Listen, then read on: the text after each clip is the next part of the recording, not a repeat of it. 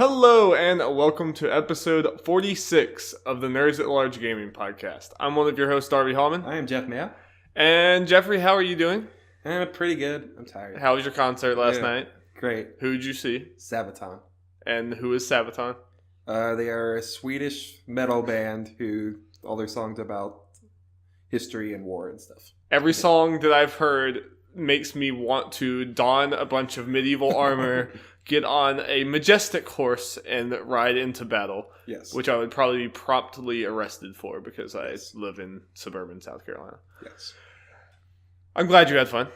Yeah. Were you the youngest one there? Oh, no, like, it's skewed pretty young, surprisingly. I guess Sabaton's getting big. They're getting a normal audience. Oh, no, yeah, that's the thing. I was surprised, like, how filled the place was. Mm. Yeah, for people who might know this venue, it was at the Ritz in Raleigh. I don't know. I guess my default for that kind of venue is like 1,000 people. I am like, there's a few things I'm good at, Jeff. Most things I'm bad at, and one of the things I'm the worst at is gauging sizes of a crowd. Yeah, or anything like that. So yeah, I don't have a clue. That's one thing about just compared to like similar venues. That's usually what they hold, and it looked pretty full. I don't know if it's like sold out, but yeah, looked pretty close. Yeah, everyone's really into it. Great, cool. Well, you guys, we have a lot of exciting things to talk about today. And I think objectively the best one is Smash. Smash is coming to the Nintendo Switch in 2018. We will talk about that extensively at the end of this show. So be hyped. We have to like get through all this other crap. I was ready to say this, Darby. Isn't Smash partly the reason we decided to do this? Because all our conversations about Smash. But we legitimately said, like, wouldn't it be cool to have a podcast to be able to, like... We talked about, like, what if we had a podcast leading up to the Wii U Smash? Yeah. And, like, all those, like, releases and stuff, and how if we had a podcast, like, that would be the whole thing. This might happen, Jeff. We might be having a podcast gearing up for a Smash launch, depending on what the Smash is. So, you know, we'll talk about that more on that later. So if you want more, you know, if for some reason you can't make it through this whole episode and you definitely want the Smash talk, skip to the Smash talk. That's going to be the main topic. And if you just want more general direct stuff, because we're going to direct stuff at the end of the news leading into Smash. We have to get through the Call of Duty news and all the other BS that we don't care about to get to the real news, the real stuff, the reason why we're here, the reason why we play games. Yes. God, I love Smash. Jeff. Derby. Have you played any games this week? Yeah, I told you about this the other day. It's a weird one. Playing Pokemon Planet. Okay. It's a fan-made Pokemon MMO. In a big twist. Yeah. Where'd you hear about this? I just saw like randomly online. It's like I think I saw on maybe people telling me it was etc. or something. I don't know. Okay. Like, is it like well made? I think it's pretty well. It's not like the only really downside of it is it doesn't have the story elements of Pokemon. Even what's there in Pokemon. It's like strictly. You go around the map, you collect the badges, you train Pokemon, which I'm generally okay with because it's just a fun kind of turn my brain off and play Pokemon thing. Right. It's just an easy free. And the way it works, at least the way it is right now, you start in the Kanto region, which is the region for the red and blue. Mm-hmm. And then my guess is the way it works, you go from region to region after you beat it. You go to the second region, then you go to the third region, and I think they're only up to the fourth region. So it's like a continuous Pokemon game. So is it basically like the original game, just like reskinned, basically? Yeah. It's like pretty much the same map. They changed it around slightly and everything, and they've changed some things. And they even streamlined some things that make things generally easier than the other Pokemon games to make things a little less frustrating. Okay. That's cool. Yeah, so generally fun. It's just a fun thing to do. Stress reliever. Yeah. Yeah. I mean, I completely get that. That's been Mario Odyssey for me when school was punching me in the face. Yeah, it gets me excited to get out of Kanto because I can only catch Gen 1 Pokemon right now, really. Except for the Stray, like hard to find, like ones from previous generations. But I just got to Vermilion City. I know that means nothing to you, but I know people who play Pokemon.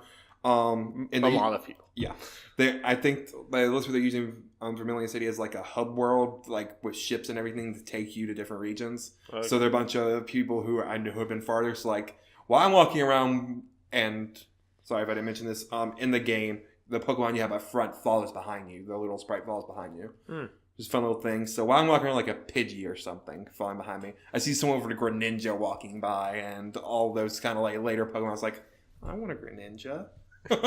So you can actually see the other real people are like moving around the world. Can you fight? And you'd have chats. Yeah. And you can fight real people. And I think they even clans. Have you fought real people? Mm-mm. You should try it. You should see how you stack up if you can become the best. I'm gonna get destroyed. Unless I literally go to the first town and just challenge someone who just showed up. Mm. I'll have a magic carp up front. There you go. And like, hey, I don't have much going for me. And then just try to go for the pity. That's how you really like win in life. And then I send out my Charmeleon. Yeah, when they least expect it. Yes, that's cool. I mean, like, it's kind of like sucks that Nintendo won't do something like that, so fans have to. As far as an actual like multiplayer, like full on multiplayer Pokemon game. Like, I mean. Thing is, it's not even really Nintendo doing it. It's Game Freak or whatever. The Pokemon who decided. Right. I'm sure Nintendo, if they were... Nintendo wants any Pokemon they can get. They just want, like, keep making everything. I know, Nintendo makes questionable decisions and stuff and be, like, in the past in some ways, but I'm sure if they were in control of, like, complete control of Pokemon, things would be a little different. Well, that'd be for the better is, like, debatable, of course, but... Like, they might have been pushing for that MMO and just a bigger, like, more full JRPG type feel. I think they probably would have. Just Game Freak is like, this is like the only thing they do, right? Is Pokemon or whatever, so it's like they want... they know this works, so just keep doing this. Yeah, and like, I'm sure Nintendo wants to, like, Breath of the Wild eyes it. Yeah. Maybe it will one day. Maybe the Switch Pokemon will be that. If it's coming out like the rumors say, I doubt it. Probably not. That's a quick turnaround for what they'd have to do. Anything else? No. How about you, Darby? Play anything? I've been playing more of the Horizon DLC. I felt like, obviously, when I was talking about the DLC the other day, I was saying very good things about it, but I was like very early into it, hadn't done much.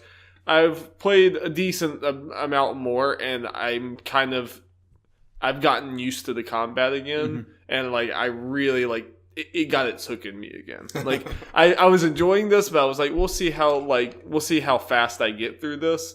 But then like I started doing a few like bandit camps and things like that, and I was like, it's there. The hooks are in me again, and so I think this is what I'm going to be playing until I'm done with it, probably. I can't remember. Like I sure heard, but do you know about how long it is? It's pretty really don't. Right? Yeah, it's supposed to be anyway. At least just judging by the size of the map and just how many different things are in there, like they're the same things in the other ones. Like there's a lot of like different sections of the map and like bandit camps and different things. So it seems like it'll be a hefty thing, I would imagine. Like at least probably like 10 hours or so, like total with a bunch of different. I mean, maybe not the main story of it, but all the side stuff you do. Which in Horizon, I want to do those things. That sounds worth $20. Also, I think it was like 15. Actually, okay. So, I think my default's 20. Yeah. Side note is a random thing that I was thinking. There's something about clearing out like bandit camps or like outposts in Far Cry or bandit camps, and this like almost every RPG has these type of things where you can like do it in any like way you want. Like, you can go in like head first and kill everyone, or you can sneak around, which is what I like to do, and slowly pick off everyone. It's such a simple thing, but that is such a fun thing to do in video games. That is like one of my favorite video game activities. Is just like slowly sneaking around and like killing all these people without them ever seeing me, and then liberating the outpost. I don't know. There's something so rewarding about it. I just love it. It's just random. Like, this is one of my favorite things, and that's probably, if Far Cry games didn't have that, they would be like a lot less. I would probably not play them. Now, I know you don't know enemies, but why haven't you been playing Hitman? This is true. I mean, like you're probably. I have Hitman for you to borrow. I should be. I should be playing Hitman. We should both be playing it. We absolutely should. I think that's also been ever since we started this podcast. We've talked about how we should be playing Hitman. I haven't. We haven't. Maybe one day. If games just stop coming out, they're so dang good. Based on what we know, we're in the not coming out phase right now. If this is the not coming out phase, then Yeah. I'm not making enough progress in my backlog for how. Well, for it's also because we're in our last semester of college. Yeah, that is also true. We just need to go back to being teenagers. Yeah. And we'll be fine. Yeah. Jeff, let's get into the news. News jingle. Jingle, jingle, jingle. I'm going to go get some water. You read this first story. Okay. Arguably, If you want to. I don't want to command you around, Jeff. Okay. If you feel like reading this first story. Okay. I'm going to sign language it. Okay, yeah. This comes from Chris Pereira from GameSpot. Following a great deal of speculation and apparent confirmation that 2018's Call of Duty entry would be a new Black Ops game, Activision has made it official. Call of Duty Black Ops 4 is in development and it will be released later this year, though it will be out sooner than we're accustomed to. Black Ops 4 is headed to PS4, Xbox One, and PC. There's no word on a Switch version, as some had hoped. It will be released on Friday, October 12th, almost a full month sooner than the early November release window that new Call of Duty games typically. I know what you're about to say. Red Dead. That I had that thought when I read that date. As previously confirmed, this year's game is being developed by Treyarch, the studio responsible for the entire Black Ops series. I want to say one thing. I don't like how they have the logo I saw for this with the 4 lines for 4. That's too many. Yeah, visual, like, even throw the Roman numeral thing out the window, which I'm about to get to, but even throwing that out the window, it just visually looks weird and bad. If you haven't seen it, listener, it's like basically, like a Roman numeral, it would be IV for 4. This is basically just 3 eyes. It's 4. Or I meant 4 eyes or whatever. Like Black Ops 3 had the 3, so you just like Roman numeral 3. This just adds another one. Yeah, this just adds another one. So it's like 4. Apparently, like people say it's supposed to be like tick marks, like you're killing people or something, like ticks or something. I don't know. It's weird. Look dumb to me. It just looks off. It looks off, and it's just like that's not how Roman numerals work. And also, I like Brian Altano. Did you see his tweet? No. He basically put a tweet or something. It was like, I can't wait for like Call of Duty Black Ops like 9 or something, and it had like 9 of them. So it's the same thing but with 9 slashes. I mean, at this point, can you go back to regular Roman numerals after you did this? No, you have to abandon it at this point. Yeah. Or you have to go back to Roman numerals, and then this just stands out as like, what were you doing then? Yeah. I don't know. It's strange. I love how we're talking more about the logo than the game, because like neither of us care. Yeah. I'm sorry. I mean, like, if you listen to this, then neither of us give a crap about Call of Duty. I mean, like most first-person shooters. I mean, Darby has likes it more generally than I do, but and I mean, it's like I liked Black Ops back in there, and I'm sure they're still good. It's just like I only have time for so many games, and I can't. I'm sorry. There's too many Call of Duties. I can't keep up with it. And I don't care about the multiplayer. So the single, like if I could pay $20 for Call of Duty single player games, I would probably do that like every year almost, or at least the ones that interest me. But I can't justify paying $60 for an 8-hour campaign. That's I don't know. I can't do it. Yeah. Can't do it. But yeah, like we said, that release date the earlier, it's probably like, let's get away from Red Dead. And I don't blame them. I don't blame those. You might as well get like 2 or 3 weeks before Red Dead so that, everyone will rush out and buy it. Yeah. Yeah, it makes sense. Get through the campaign and then... And if Call of Duty is running from Red Dead, you better believe everyone else is. Because Call of Duty is like the one that might not have had to. But they are. I mean, assuming this is because they're running from Red Dead. I would have to assume it's at least part of it. Yeah. Like maybe not the only reason. Yeah, maybe not the only reason, but it's assuming. Yeah, it is assuming. Yeah. But Dar, you know what we don't have to assume? What don't? Thanks to Joe Scrubs from IGN, that Massive Entertainment and Ubisoft have announced Tom Clancy's The Division 2. That's good because I was doing a lot of assumptions about that. No real details of the game have been revealed, but we know the sequel will run on an updated version of the Snowdrop engine that powered the original Division 2 years ago, as well as Mario plus Rabbids. So Rabbids are going to be in this game, Darby, confirmed. On an official Division stream, Massive said that there would be no further details until E3 2018. Not surprising. I think we all knew that Division was being worked on. I was a little surprised that this is how they announced it. Like, it just kind of... It's just a low fanfare thing. I mean, I can understand like them like announcing it before E3, and maybe not really showing stuff like they are now until E3, but 3 months ahead of time. 3 months ahead of time, and just basically like in a blog post, like with Yeah. no trailer, no anything at all. Like I would have expected there to be at least like some teaser video or something to drum up hype. This almost makes me feel like maybe it had leaked or it was about to leak, so they were just like, we need to get ahead of this. Yeah. Maybe. It is Ubisoft. So, Darby, this is going to have a Battle Royale mode, right? And if they're smart, I mean, I feel like it should at least have a mode. Like, even if it's not like a big function of it, it should at least have some sort of game mode of it. I think. I mean, like, so I mean, would you put your money on that it will have some sort of Battle Royale mode? Probably. I feel like the Tom Clancy games, from what I know of them, like just scream like fit for Battle Royale mode. So everyone's been screaming Ghost Recon that it should have it for a long time.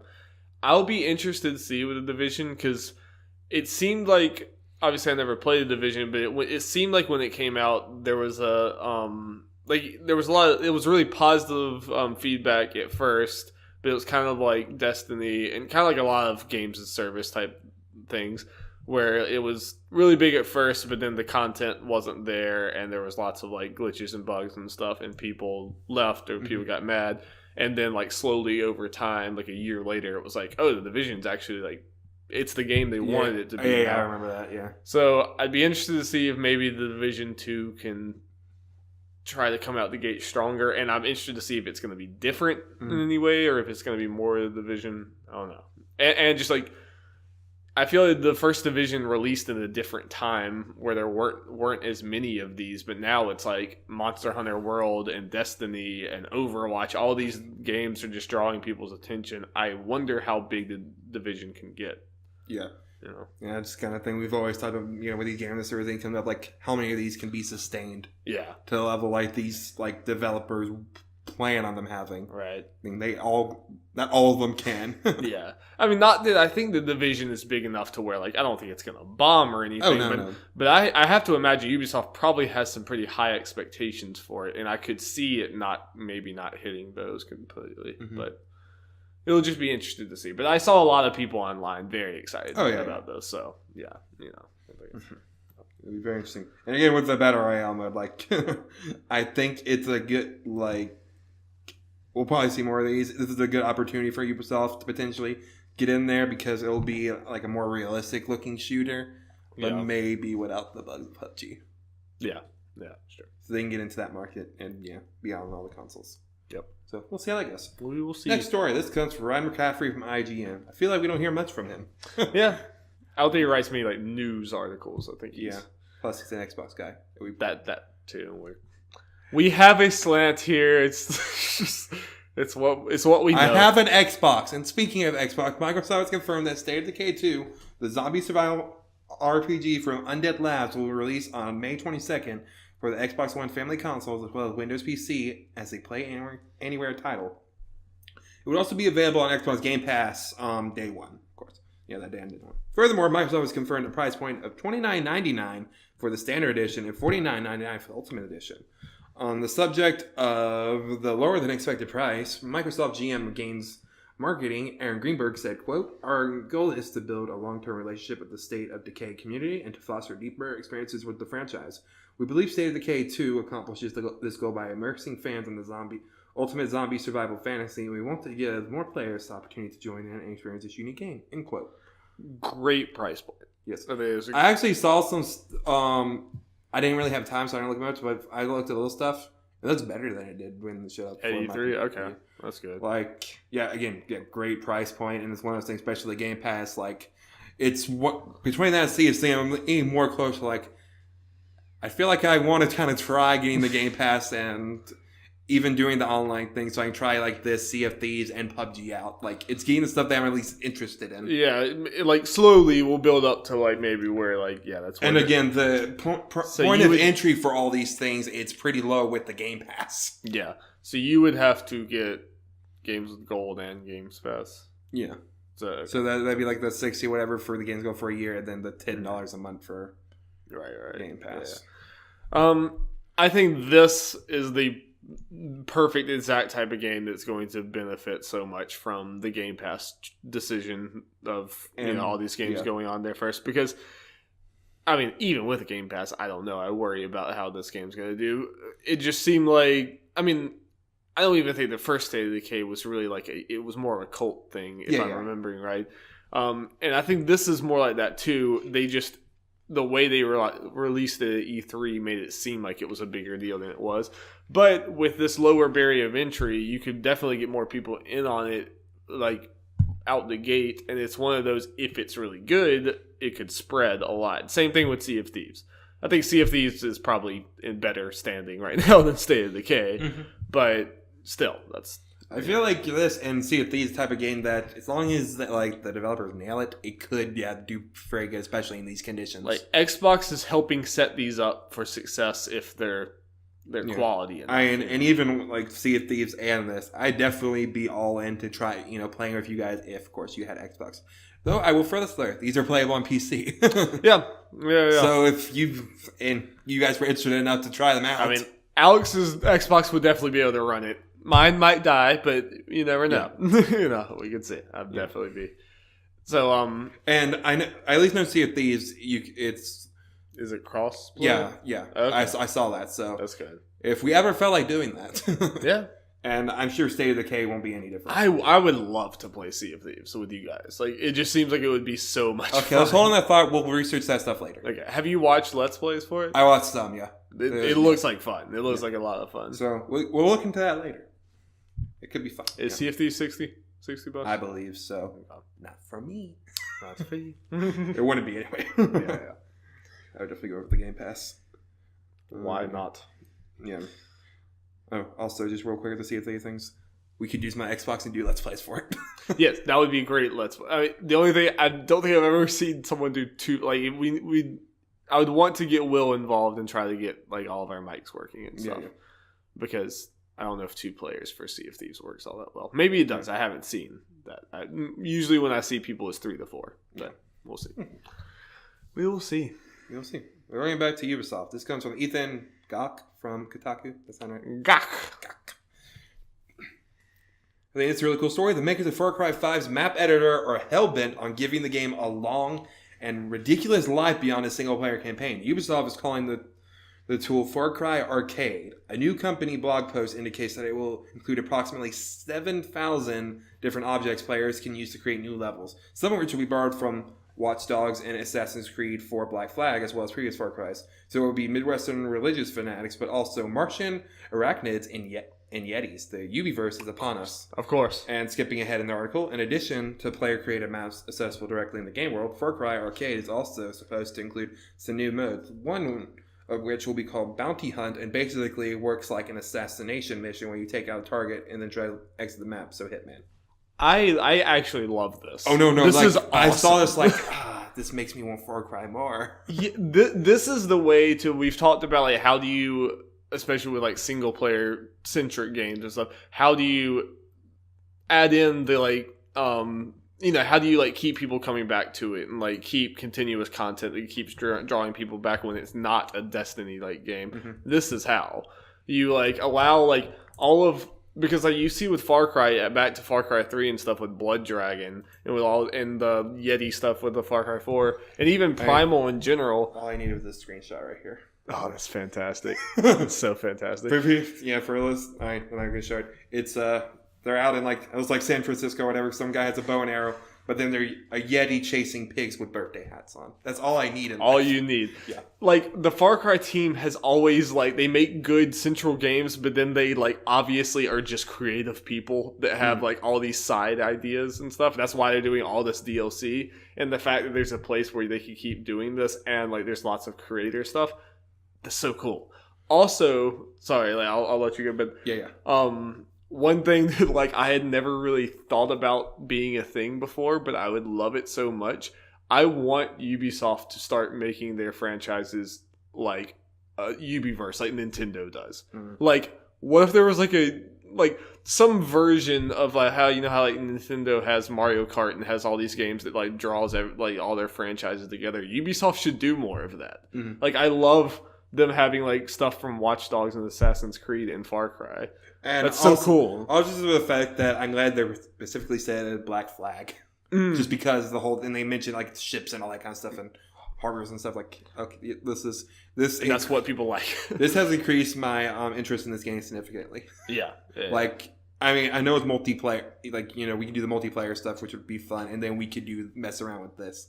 I feel like I definitely want to like hear, you know, impressions first, but this could be really fun for us. The idea of it is very, very cool. Like, if I hear that, like, this is seeds of what it wants to do, maybe not to that level, but that's pretty damn well. I'm all in for us doing it. Oh yeah, it'd be great. It'd be really cool. I don't know, like Ubisoft definitely. I feel like they're making all the right moves lately. They're making a lot of right moves, and they're just. I feel like they're like increasingly. They're one of the biggest, like, aside from Nintendo, they're one of the like the game companies I feel like that has its identity like distinct the most. You know, like all these Ubisoft franchises, and you know that they're Ubisoft games. Like, you know they're together, and this type of stuff even makes it more that way. Yeah, and cool. I like how like, it just seems like we talked about a lot last year. Like Ubisoft did really good last year. It seems like they're loosening up a little bit and letting their teams experiment more and not, you know, make it so like Blueprint, like where people were worried about with Far Cry and Assassin's Creed and stuff like. They were all kind of the samey with everything. It was like they're letting their teams do more. They're kind of adjusting. And then making Mario plus Rabbids and stuff and South Park. Yeah. South Park. And I mean, even like going back to even just how different Watch Dogs 2 was than the other stuff, and just like the tone shift there was another like branching out, like letting that team, because Watch Dogs is just so boring, and then Watch Dogs 2 is like very colorful and all over the place.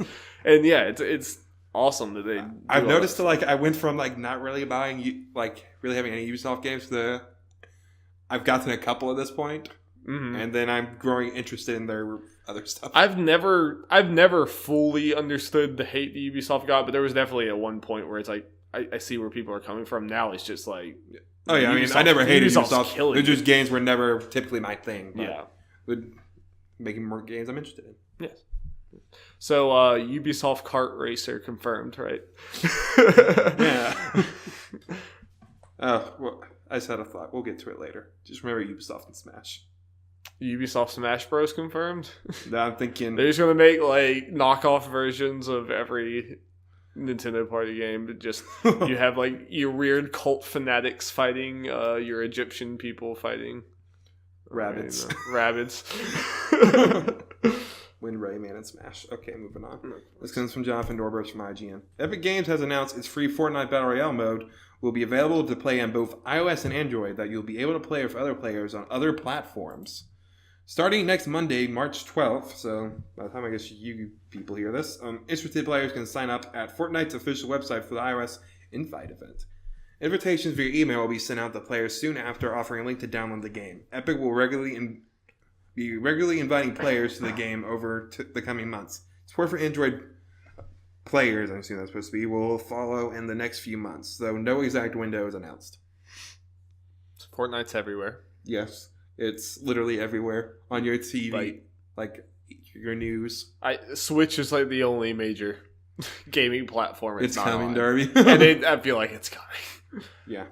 I mean, like, I guess the only like concern is if the Switch can like control like the big world and load everyone, but if a phone can, I'll say phone. If a phone can, I mean, like, maybe this might be a very gimped version of it. We don't know. But it says you can play with people on other platforms. Oh, okay, I didn't catch that. Yeah. All right, well, then I hope it's not a gimped version. And I mean, with all that, it's like it's coming to Switch. It's coming to Switch because, like, why would Nintendo say no? No. If you're Nintendo, you're like, come, please. Yeah, and with Epic, it's like, okay, so we're able, like, people may want to play this portably. It's really popular, but they can play it portably on a decently powerful system comparatively. Right. So, win-win. Yep. It just floors me how big Fortnite is and how, like, people I went to high school with are talking about playing Fortnite who never play games. It's just bizarre. Good for Epic, though. Yep. They struck gold. We were talking like before the podcast. I feel for the people who actually like actually play the save the world mode, because it's just going to keep getting neglected, and like I wouldn't be surprised if it kind of just slowly dies off or just stays the way it is forever, because what financial incentive does Epic have to put resources into Save the World when Battle Royale is blowing up? Yeah. I really don't think they have any, But. Made the players that supported them in the beginning happy. I don't know the exact thing, but I think I saw Fortnite kind of owes people stuff who paid for the I could see that. I think they had a lot of backers. Yeah, they had. Did they do a Kickstarter thing with this? I don't know exactly do that. I feel like there was something like people were able to find a founders pack thing. That's right. Yeah, there was something like that. Yeah. So because I was thinking there was some stretch goal, not stretch goals, but there were some things like that. But then I was thinking they weren't Kickstarter because it was Epic. I guess there was just Yeah. So their incentive is to not screw over those people in. Right. Yeah. So yeah. Yes. Moving on. This comes from Tom Phillips from Your Gamer. Last week, Blizzard set tongues wagging with an apparent tease for a Diablo game on the Nintendo Switch. The image of a Diablo nightlight being repeatedly switched on and off felt fairly deliberate. But then, after hours of fan excitement, an official response emerged from within Blizzard apparently designed to dampen down the flames. Quote, "As of now, we do not have any current plans to announce Diablo for Switch," a spokesperson told us. So what's going on? Well, while Blizzard makes its mind up, Your Gamer sources have told us that yes, the project is very much in production, and as you might expect, the game will be a port of Diablo 3. Our sources could not confirm whether the game's Reaper of Souls and Rise of the Necromancer expansions will be included, but at this point it would be surprising if they were not. In its earlier statement, pouring cold water on the rumors, Blizzard described the Twitter post as simply a fun engagement piece. Your Gamer sources with knowledge of the project told me they were surprised to see it, as the game's reveal remains several months off. So easily. Right. This it's weird. A very weird story. It kind of feels to me like some social media person who posted something way too early and is in a lot of trouble now. But just the weirdest part of it to me is that Blizzard coming out and saying no, it's not true, and then Eurogamer coming out and say no, it's really happening. It was just a really weird story. Here's the thing, though. Would they really be lying if they said, we do not have any current plans to announce Diablo? Yeah. They didn't plan to announce it. You're right. It's the truth. They're probably just trying to catch people on a technicality there. Yeah. We technically never lied. Yeah, we didn't lie. Yeah, we didn't lie. So, this is coming, and it makes sense to me. It was Diablo 3 was, and I imagine still is, played by a lot of people. Yeah. And Switch is big or whatever, and the fact that you could just take it on the go and play with people or something, it seems like a game that would make a lot of sense for Switch. Mm-hmm. So I think that's pretty hype for those people. I mean, I enjoyed Diablo 3 when we were playing it, but we already have it, and we should probably maybe play more of that at some point. Were we close to done? That was Gauntlet that we were close to done. Diablo, we were maybe a quarter of the way through, probably. Oh, okay. And with all their expansions, I don't know if we have those. I don't know what version I bought, but... whatever. This is not very important, but so expect Diablo 3 on Switch most likely, unless that was just a really random tweet. Yeah.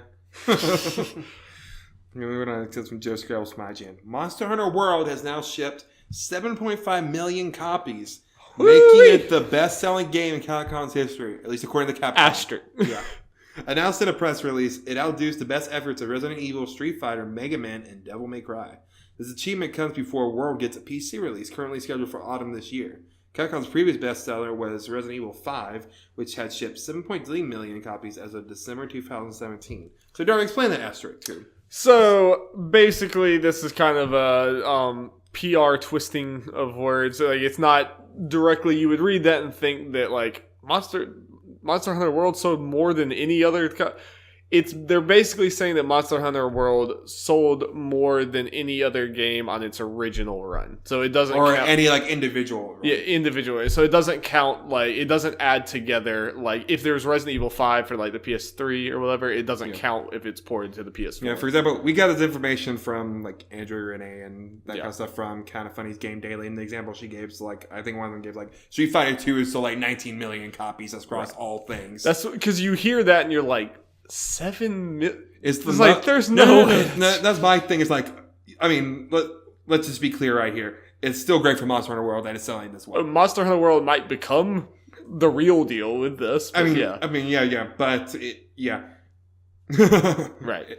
But the biggest thing was like 7.5 million copies sounds low for Capcom for that. That was my first response. Like, not even a Resident Evil game, no Street Fighter, a Resident Evil game that's been out for years and years. Yeah, and years. and this game's been out for a little over a month.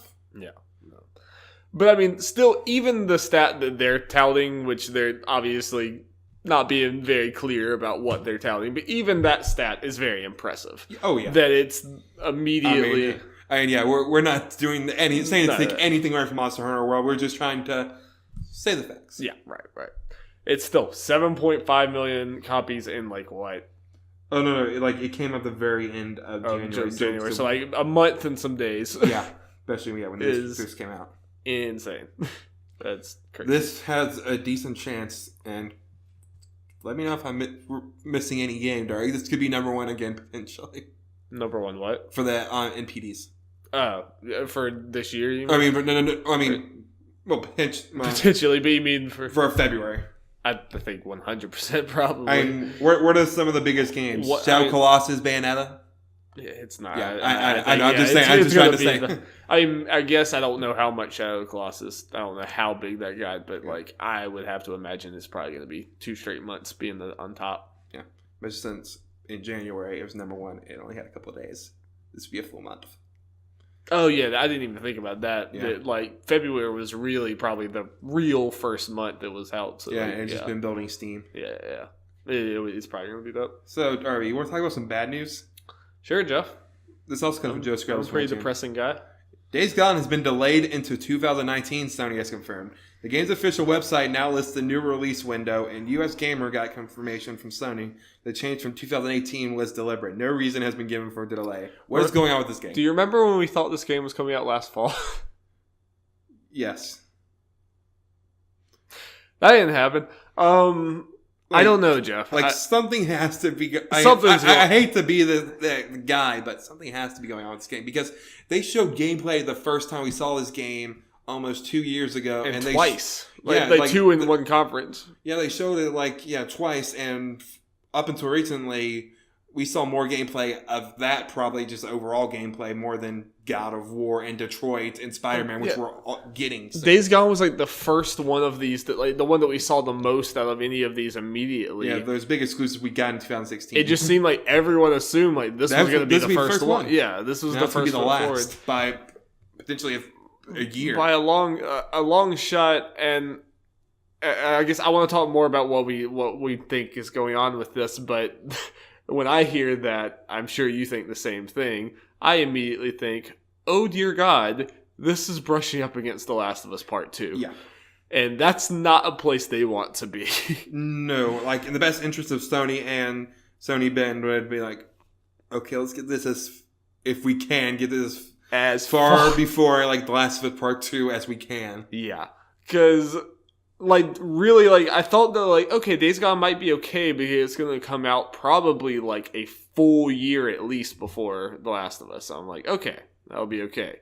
Now, there's a good chance they both come out the same year.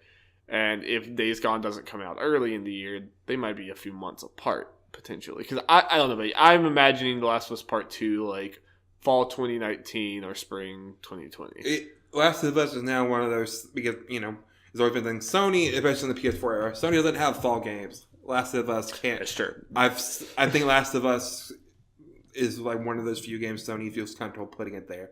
I think in a way it's like Red Dead. Maybe not to the level as the sales numbers, but to where people who want that game will buy that over about anything else. I would be one of those. Yeah. Yes. I'm sure. Yeah, I think it's one of those games. So Last of Us come out at any time. It absolutely could. I don't know. I'm getting worried. It's just been Ben, and the other part of this is Ben had to have been working on this game for a while before we even saw it, because it had been several years, right, before since they had released anything to begin with. I remember that being a thing when it was 2 E3s in a row. People I remember I was watching Kind of Funny stuff a lot, or listening to them. They were talking about, we're going to hear what Ben's working on. We're going to hear what Ben's working on. It became a joke. It's oh God, when are we going to finally hear what they're working on? And then now, they're the one that's getting pushed back another year. Mm-hmm. It's not good. Nope.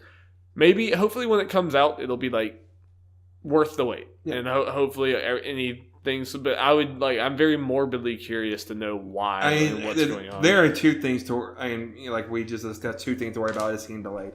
It being like, okay, things aren't going well, and then the whole it brushing up potentially against Last of Us. Yeah. So. Yeah. I don't know. We'll see. Now, keeping Sony, let's go to Alex Osborne from IGN. Neil Druckmann has been promoted to vice president of Naughty Dog. And studio president Evans Wells said in a post on the developer's official blog, in recognition of his expanded role, contributing on critical studio-level decisions, Neil is now vice president of Naughty Dog. He's been a vital part of the management team for some time now, and we're proud to formally acknowledge his involvement, end quote. Wells also confirmed that Druckmann will continue to serve as creative director in Last of Us Part 2. Good. Congrats, Neil Druckmann. Very good. He's been there a long time, done a lot of amazing stuff, and I imagine he'll be making some more money. I'm just glad to hear he's still staying as creative director for Last of Us. Yeah. I'm very glad he's not being pulled from that. I guess I don't know how all this stuff works. So does this mean Last of Us might be his last creative director role? I hope not, but maybe. I'm only asking that because I don't know how studio vice presidencies work. From what I've heard from a lot of people, I think in the video game industry more than almost any other industry, titles are kind of stupid and don't mean anything. Miyamoto, creative fellow. Is that what is official title? That's what I've seen. I think that's what they call. Put his title for the Ubisoft thing in. That's a Miyamoto creative fellow. That's funny. I think it was Bruce Straley was talking about it. I think it was him. Don't quote me. But I think it was him that was talking in an interview about how he said that I think Jason Schreier asked what his job was, and he was just okay. He's I could probably list everything in the company, and I do some little bit of all of that. He was technically my title is this, but what does that matter? Yeah, so it could just be pretty much he's getting a pay raise. It could just be a bigger stake in pay raise, and just he becomes more of a face of the company. I guess he already kind of was, but but it's more official. So I imagine from what I know about Druckmann, I think he's going to want to keep working on games. So I hope that he continues to do that. He might not. Maybe he's going to a leadership role. He's also been doing this for a long time, so maybe he wants a break. Okay. But one thing that is good about this is it ties him to Naughty Dog, and I want him to keep working on Naughty Dog stuff, which he easily could have potentially gone somewhere else. When are we getting that Jack remake, Druckmann? Come on. Yeah, that's what he's going to do. He's going to quit Naughty Dog to go make a Jack game. I wouldn't mind someone making a Jack game. Oh yeah, someone just actually yeah. I'm joking when I say Naughty Dog. Yes. That'd be a horrible mistake. But make a Sly game first. Yeah, Druckmann, make a Sly game. Yeah, sure. But Sly Cooper. I mean, it would not be the best use of his his talent. No, that's not what I actually want. But I mean, if he made it, I would play it. I mean, Jeff, I would play it. Let's move on. This comes from Joe Parlock from Let's Play Video Games. The Witcher's Geralt of Rivia. Geralt, whatever. Is to be the guest character in Bandai Namco's Soul Calibur 6. So wait, is this... Not official. Okay. I was about to say I didn't read this. I thought this was just rumors. Yeah. Okay. Continue. Yeah. I'm just reading. Yeah. Sorry. A few weeks ago, anonymous sources contacted Let's Play Video Games with this information. However, while we have vetted the sources to be legitimate, acquiring the further evidence required for publication proved difficult. Until today, that is, or whenever this part posted earlier this week. A tweet by CD Projekt Red's community leader Marcin Mamat has now teased that Geralt will be making an appearance in one of the upcoming games later this year for the very first time. This tweet gives enough credence to the reports we received for publication. Geralt is happening, folks. It's worth remembering Bandai Namco, the publisher of Soul Calibur, also worked with CD Projekt Red in distributing The Witcher 3 Wild Hunt in Western Europe, Australia, and New Zealand. This isn't as out of the blue as you might have previously thought. The two companies have a friendly working relationship. I think this is happening. Yeah, obviously... Take a grain of salt because this is not completely confirmed, but that is the fact that they came out and be like, "Oh, Geralt's gonna be in another game." Yeah, even with that, without that whole Bandai Namco thing, it makes. That adds to it, but that makes sense. he fits in Soul Calibur. Oh, it would be awesome. Like, I mean, like, I played a lot of other Soul Calibur games, even with Geralt. I don't know if I'll get this one, but it sweetens the pot a little bit. Yeah. Because, he works on multiple levels. Like, Soul Calibur likes to get these different types of characters, or at least used to like to do a lot of different types of guest characters that you're not quite expecting. Will Yoda come back? Yes, just put them all back in. And Geralt would be a different type of one like that. So just from a getting someone interesting perspective, it'd be awesome. And his moveset could be, there are so many different ways you can do with that. He has sword stuff, but then all of his different Witcher signs, he has 8 different Witcher signs that he can do different things with. Oh, it would be endless what you could do with his moveset. Right before this came out, I saw a lot of him being in Smash Bros. Things. I'm like, that's probably not it. I'd be down. That'd be more out there than Snake makes and Cloud. sense. Makes 0 sense, but I'd be down. But yeah, obviously this is not confirmation, and we will talk about whenever what game this is that the CD Projekt Red guy was talking about. Yeah, guest characters are hype, and people who don't like them, they're boring people. Boring people. Fact. We don't like boring people here. No. I'm just kidding. We like everyone, but you are boring people. Yeah. Okay. Darby, because of you, we're bringing back an old segment. That's awesome news of the week. Woo! Okay. It lives. Oh, and what a coincidence. It has to do with The Witcher. This comes from Eddie McCoy from GameSpot. A TV show based on The Witcher is coming to Netflix, that is known. There's no word yet as to who will play any of the characters. That includes Geralt's partner, Vesemir. But now Star Wars actor Mark Hamill has raised his hand to play the role despite having no idea what The Witcher is. Writer Lauren Isrich, who recently submitted a draft of the script she wrote for the pilot, posted a series of character descriptions on Twitter for Vesemir. She wrote that he is fatherly, wise, sprightly, and ancient. He's also a historian and keeper of secrets, she said. People on Twitter quickly realized that this also reads like a description of Luke Skywalker. Hamill himself weighed in to say that while he has no idea who Vesemir is or what The Witcher is all about, he's definitely, maybe jokingly, on board to play the character. CD Projekt Red, the developer of the Witcher games, the show is based on the books though, even jumped in with a photoshopped image of Hamill's face on Vesemir's body. Hamill said, in a quote, I have no idea what this is or what it's about, but agree it should be played by me. And he also attached thumbs up emojis to hammer home his point. Mark Hamill is a treasure. He is. Hisrich said she was blown away by Hamill's responding to her tweet and his enthusiasm playing Vesemir. Quote, I may have just had a heart attack, courtesy of Mark Hamill. If I'm dead, it's his fault, and it'll have been worth it, she said. I love Mark Hamill so much. Here's the thing. Yeah, Mark Hamill, I believe that this is, he's being serious about this. But that he would actually do it, you mean? Or that he's just randomly? No, he would do it. Yeah, I feel like Mark Hamill would do anything. If you okay, here's the thing. If you caught Mark Hamill on the right, you this. Mark Hamill would probably come record this podcast with us if we asked him nicely and called him on a good day or something. Admittedly, he has a bigger connection to this, but he was on The Flash for multiple episodes as a villain. But he was reprising a role from the '90s Flash, so that made a lot more sense. But still, it seems like he's just doing whatever's fun at this point. I mean, not like he needs money. He just he does. Mark Hamill does what Mark Hamill wants. And we're okay with it. Great. Yeah, it's pretty great. As fun as this is, though, Jeff, I don't want to be mean. Am I going to be mean? I think I know where you're going. He's not the best actor. I like Mark Hamill a lot. He's a great voice actor. Joke. And I don't know. I love Luke Skywalker and everything, but he's charming and he works for that stuff or whatever. But I don't really think he would be the best. I have no comment about that because I haven't really seen the Star Wars films. And as far as live action acting, I've only seen him in The Flash, but he was playing a Joker-esque character. And it's just really silly, so that worked. Yeah. I mean, it could work. I'm not saying it couldn't. It's just he wouldn't be my first choice. But yeah, but at the same time, it's for this kind of thing, it's kind of to add to the whole thing of this, which is hey, we have Mark Hamill. No, it would be a big name. And I think he would do fine. It's just, Also, Vesemir, I don't know if he would fit Vesemir that much, obviously. You don't know anything about him, but, I don't know. But I wouldn't be against it. It's just not my first choice. Ready to move on, Darby? Yes, I am. Okay, so we've been doing this longer than I thought we would be getting to this point. Yeah.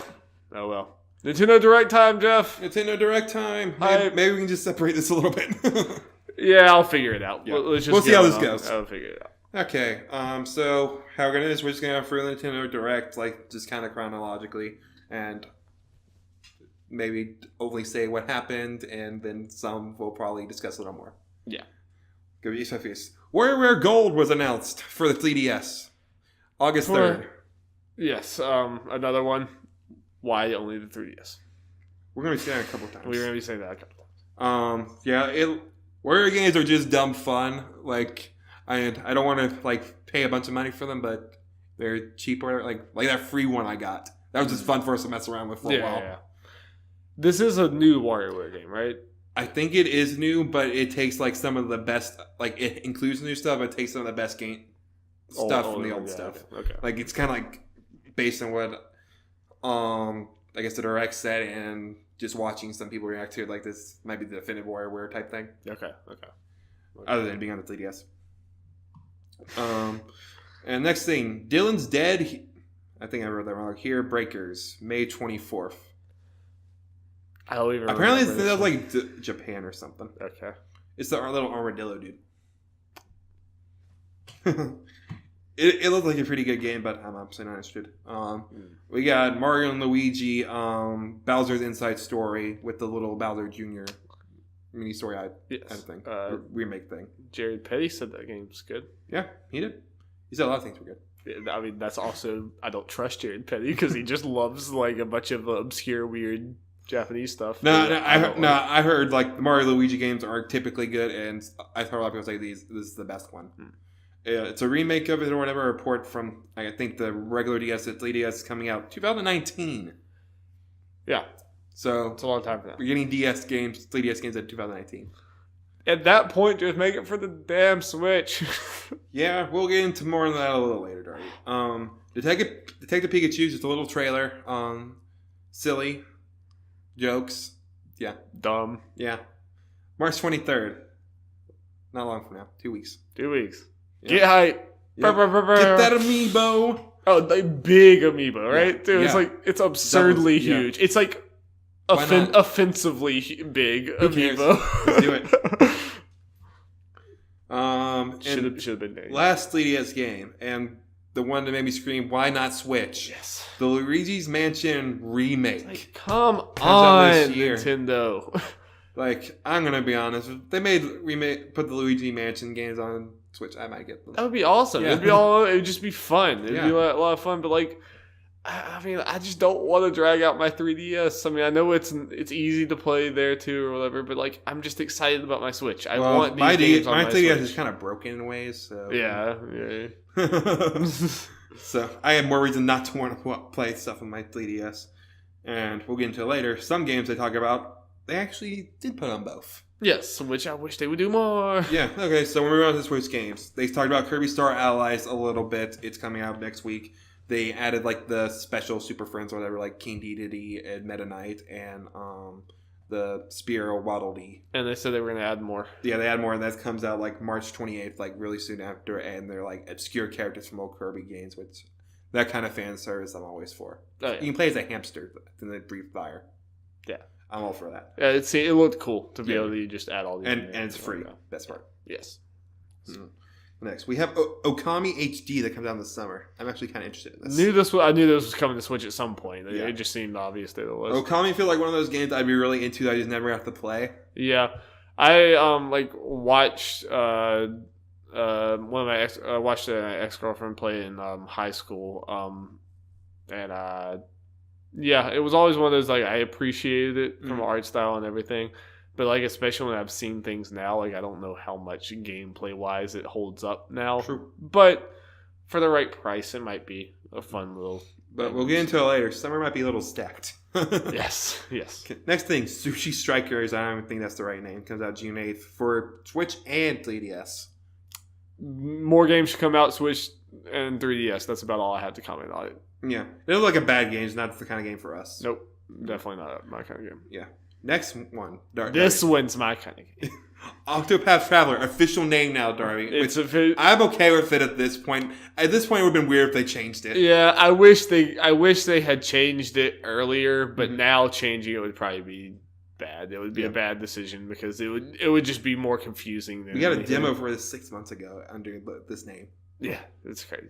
Like I still think that they obviously this wasn't the plan to begin with, but it just like they went on with that name for so long. Eventually, they were like, "All right, guys, at least it fits. This is the name. This is the name." But hype. It comes out July 13th, Darby. July 13th. I mean, it's later than we originally thought, but earlier than I was thinking it might have been at this point. Yeah, it's a nice middle ground. I feel like it's still enough in summer to where hopefully I can, like before like who knows what we're going to be doing. Yeah. But even when you're doing other things, like life gets more hectic when the summer ends or whatever. So hopefully I can still get through that in the summer. That would be cool. Well, also just generally speaking, that's a more relaxed time for game releases. So That's it. Unless something crazy gets announced for all the time. Which you probably will at this point. This is how yeah, games but work right at this now, point. me and you both day one probably. Oh, yeah. They showed off 2 new characters. I got the things right here. Tresto the Merchant and Alfin the I can never remember. I don't know. I just avoid saying that word. Yeah, Tresto's skill purchase lets her obtain special items from town folks, while Alfin can worm out info during conversations. They went over the job system a little bit. Yeah, you can add like a sub class. Yeah, like the classes they mentioned. That class is always there, but yeah, you can add the sub class for the other ones, which is cool. Yeah, I like that stuff. I think I remember Tim, like, during the thing, was like, oh, this kind of stuff, I hate this kind of stuff. Like, when they were explaining, it's like, what's wrong with you? They're explaining the game. I mean, I don't like it when it's like, wait, was he talking about them showing that type of stuff or just having classes, like subclasses? Them showing stuff, it sounded like in the context. I mean, like, I get for people, if people who aren't, like, into the game or whatever, I can see. Oh no, he's all in. Yeah, I can see how that's boring. I can just see how like other people outside that's boring because it's not very exciting looking at it. But for me, where it's like I am going to be playing this game, strategy stuff. I'm pretty excited. Yeah. And they have a nice little special edition thing going on. No, I am stoked.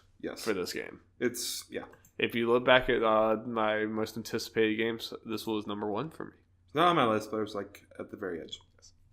We only did top 5. So. Yeah. Next, talk about Dark Souls some. They're going to have a little... Praise the Sun! Yeah, we got I don't know his name. The Praise the Sun dude, Jeff. Yeah. I think that's enough information. That's his official canon name. They made that amiibo. They made the meme real. the meme is alive. Yep. And what's also really cool, they're doing like a little connection test thing or whatever. Like, letting people download like little demo thing to test connections. Yes, which is cool. For that, yeah. So that's always good. And next, we got a pretty sizable, big look at Mario Tennis Aces. Some would say too long. They said they were going to go over that a bit. Not that, don't get me wrong, it looked cool. Like it increased my interest, which is all I needed to do. Interest there. It did go on too long. Though. It was way too long, but it does seem cool. Looking at it this way, we probably won't really get anything more of it. Yeah, no, I would have to imagine. I imagine we'll get like a launch trailer thing at E3. Yeah, and that's it. Yeah.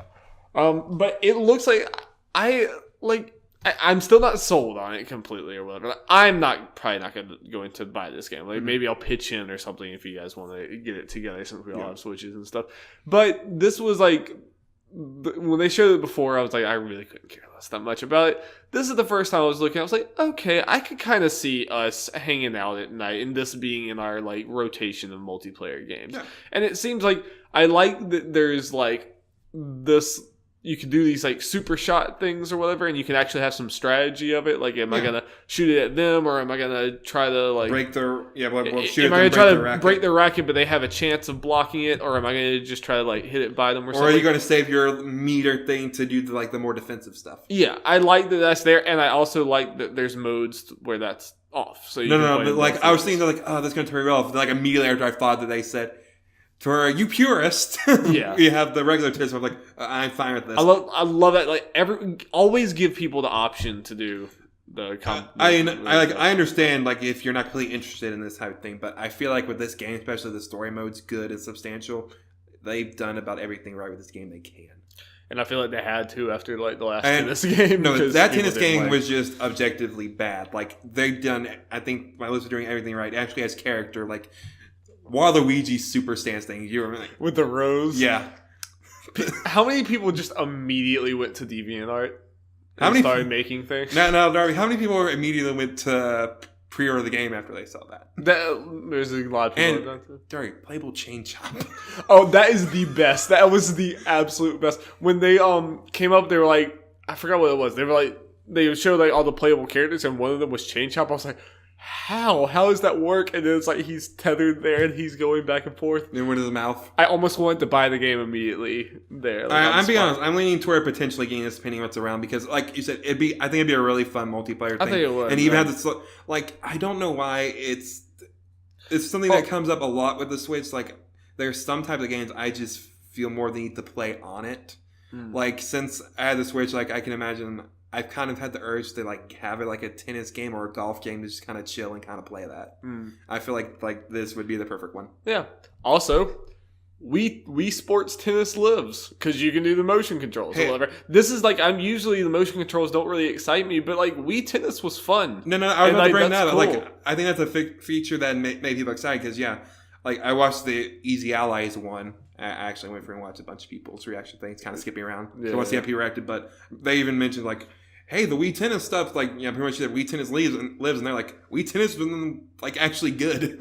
No, I can see a lot of people actually using that mode and doing that. I see us using it some. I hope it plays like Wii Tennis, but better, you know, Yeah. Like, I hope that, you know, it makes sense that way. Like, yeah, that could be cool. I mean, again, if this delivers... I mean, it's like Wii Tennis, but you have the option to not do it. You can, like, it just seems like there's enough different options with this game that seems cool, and it visually looks awesome. It looks like Odyssey, like... Visually wise, like, Again, as long as they deliver primarily the stereomorph we've seen, I think they've done about the best they really can. I think so, realistically during this title, and that gets me excited. Like, I'm okay with Mario sports games. Oh yeah. As long as they're substantial like this. And it's a good sign that going into this, I didn't care anything about this game, and now I like decently excited. You would be happy if I got this game. Yes, I would be excited to play it. Yeah. And speaking of being happy. Captain Toad. Captain Toad, Jeff. Same day as Octopath Traveler. So I only watched the direct once, and it was like kind of cutting out a lot, and I didn't look at a whole lot. Is this a new Captain Toad, or is this the original imported? It's the original imported with Super Mario Odyssey levels. Like, I didn't know that. Okay, I was watching. It's like, okay, I love Captain Toad, but I don't need to get this. That's good. Then they show Odyssey levels. Like, why you do this, Nintendo? So you played the whole Captain Toad? Oh yeah, the original. Okay, I didn't know if. I'd be up to play it again. But it comes on the same day as Octopath Traveler, which might not be the best thing. It's also coming to 3DS, which I think it's a good move for this game. Yeah. There's a lot of people there. Yeah, this is awesome. People wanted this. This is definitely one of the wish fulfillment that people like. And it's a cheaper game in general. I mean, unless they decide to make it $60, it was a $40 game. And hey, if I get for some reason I get crazy and decide to get this, you can actually play it. Yeah. I definitely want to give it a shot at least. So good. Like, I'm not completely convinced I would like it, but I'm willing to give it a shot. Yeah. So good. Like, I'm picky with puzzle games, but no. Okay.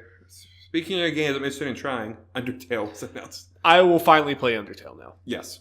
That's when I was watching this, I was like, cool. Now I will finally do this. Like, if I had more time, I would have got on the PS4 at this point. But now that it's announced for Switch, I'm waiting. Yep, I'm just waiting for that. For it to come out eventually, as they say. Eventually, yeah. So, yeah. I hope sooner rather than later. I mean, like, you know, I want to play this. I feel like that eventually thing could be like, okay, they don't know when it's coming out. It could be a while. Or they're just kind of being silly. And like, they don't have an exact release date, so it's going to be funny and say eventually. Yeah. I would, if I had to guess, I would say maybe later this year, like late this year. Yeah. I mean, definitely this year, I would assume. Yeah. I mean, like, the eventually thing makes you think longer away, but that could just be yeah. Okay, we're going. Crash Bandicoot Insane Trilogy, July 10th, is also coming on Xbox One PC. Obviously, it wasn't announced during Direct, but it was confirmed for... Okay, I didn't see it. So, I would have had some interest in, just playing the Insane Trilogy, and obviously, at this point, if I were, Switch.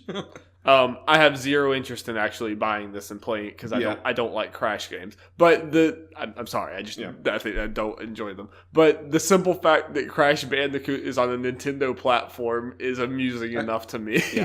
When you think back to Crash with the megaphone and the everything, it's crazy. Yeah.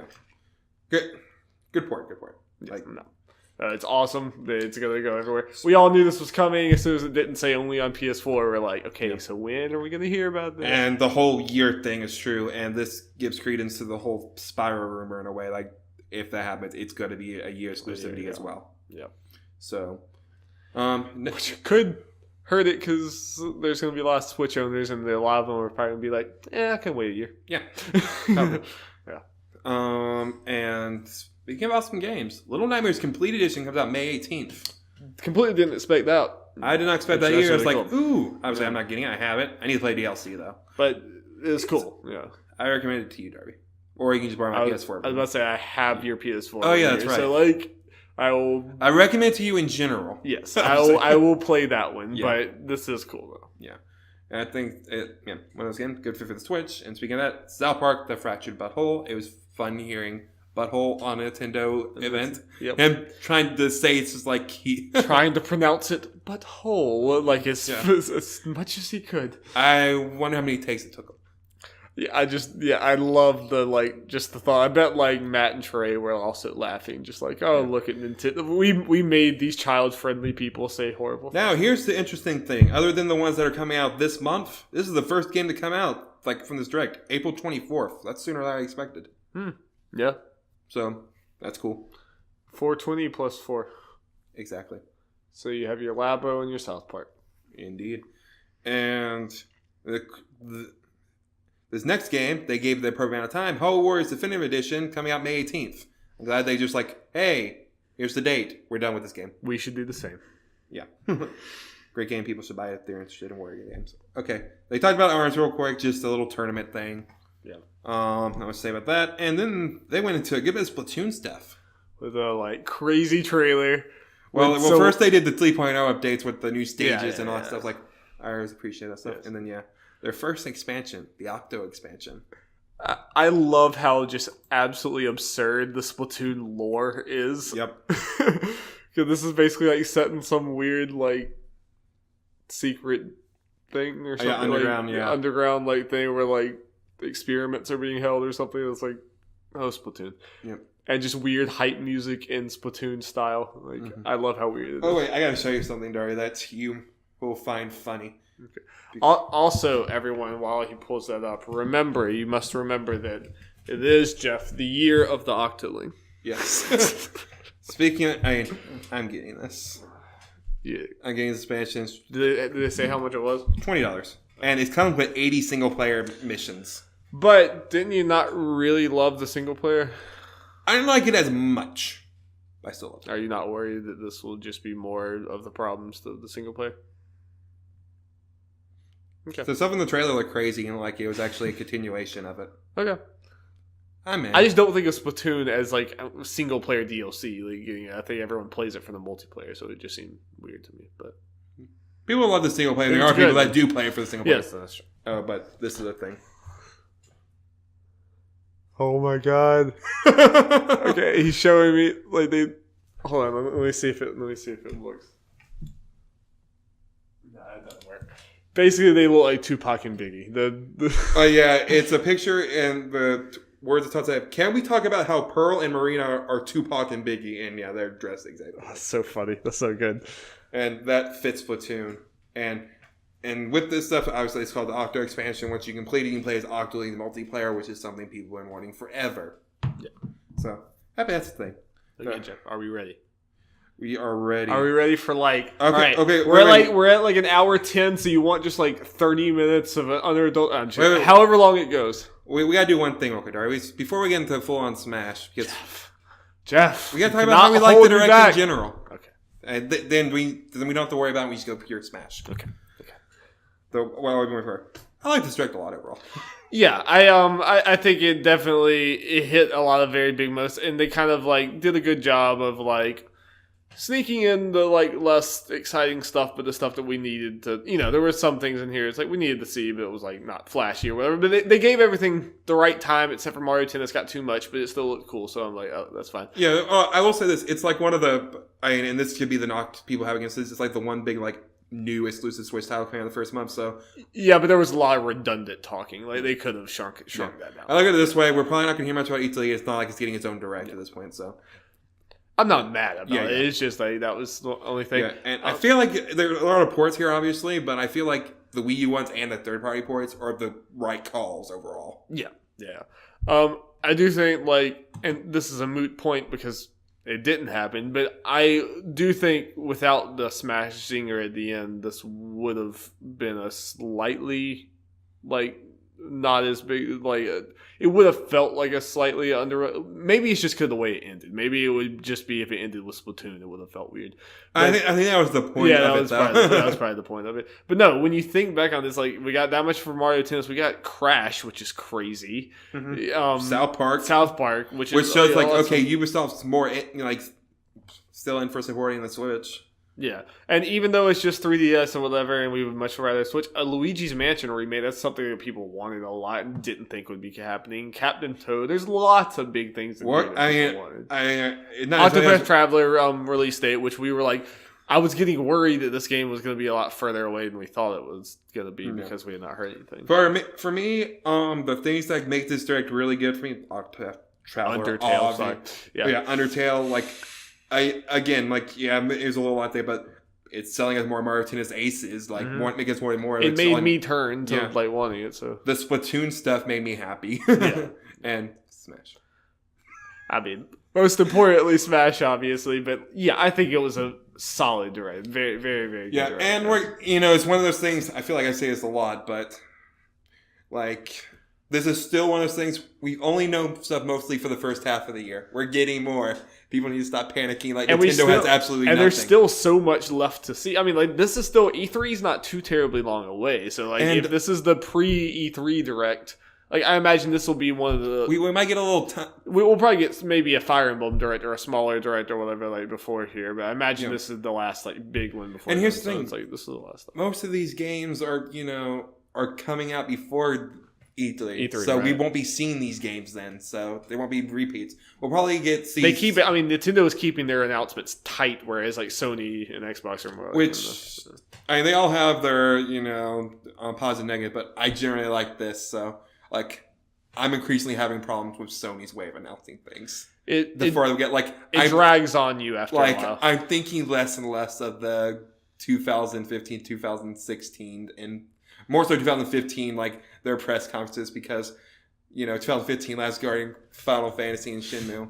2 of those games, we don't even know hardly anything about them. If they're even being I made, can't even look at that as being as amazing anymore. They're feeling more and more empty. Yeah. They're feeling like hollow promises more than just for the sake of hype. So I'm happy with Nintendo kind of keeping it tight and then announcing some of their biggest titles a little farther out than other stuff. Yeah, which I'm okay with, Smash and Metroid and Pokemon. Yeah. So overall, great direct. So let's get the Smash Darby. Jeff, I have to go pee. I'm sorry. It's the first time I've done it. I'm sorry, Jeff. I'm just putting my time. Oh no, we gotta talk about Smash for an hour. We gotta beat Game Explain. We can do it. This is the time we can beat them. Hey everybody, how you doing? It's probably be cut, so hi.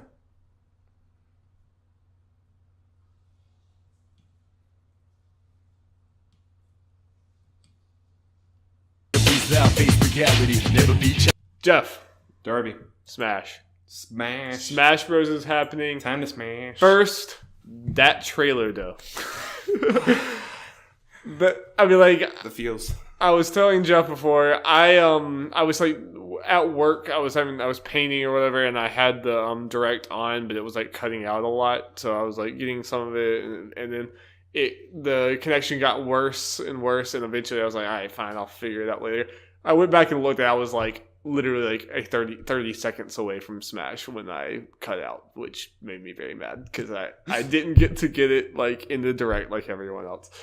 But even knowing what was going to happen, what a hype way to reveal this. Yes. When you see the inkling, they're shooting each other, and it's okay, they just did all this Splatoon stuff, so what could this be? And it's especially for me, it's wait, this is. These are the Splatoon 1 Inkling designs. Okay, yeah, that too. That makes sense too. That's why I told Darby some people online, in the live react thing they were said, why are they doing a Splatoon 1 port? I was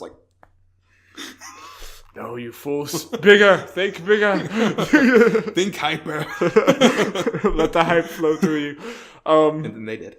Yeah, and everything just goes black and just the way just showy in her eye or whatever. And can we talk about how like freaking terrifying Mario and Link looked, and just how it just looked like this? It looked like they're about to like burn this scared little kid. Now, this is the way I looked at it. Yes, Mario looked terrifying. Link looked badass. Yes, no, Link looked amazing. And also, yeah, if you didn't catch it watching Nintendo Direct, that was Breath of the Wild Link. So that's going to lead into multiple discussions. That is going to lead into multiple discussions because we don't know what that means exactly. That can mean everything from there's a whole new character that is Breath of the Wild Link with his own moveset and like Breath of the Wild moves and everything. It could mean everything from that to it's just a little skin. I'm starting to lean towards it's not a skin. I'm hoping. I'm kind of because like it's weird for me to say that I would want another character that's basically just another Link, but there is so much you could do with the Breath of the Wild specific moves and stuff. Okay, we're about to get to the point where we're going to be jumping around everywhere. Let's just get into it. All right, just fair warning, this is going to be me and Jeff just completely like rambling off about things for a while, not as long as I would have liked, because this can't be a 3-hour podcast. But, we'll see. But we're just going to go off, so it's not going to be coherent, but no, go on. Okay, Darby. I have potentially just straight up roses real quick. I guess we can start with this. Do you think this is going to be a new game or a port?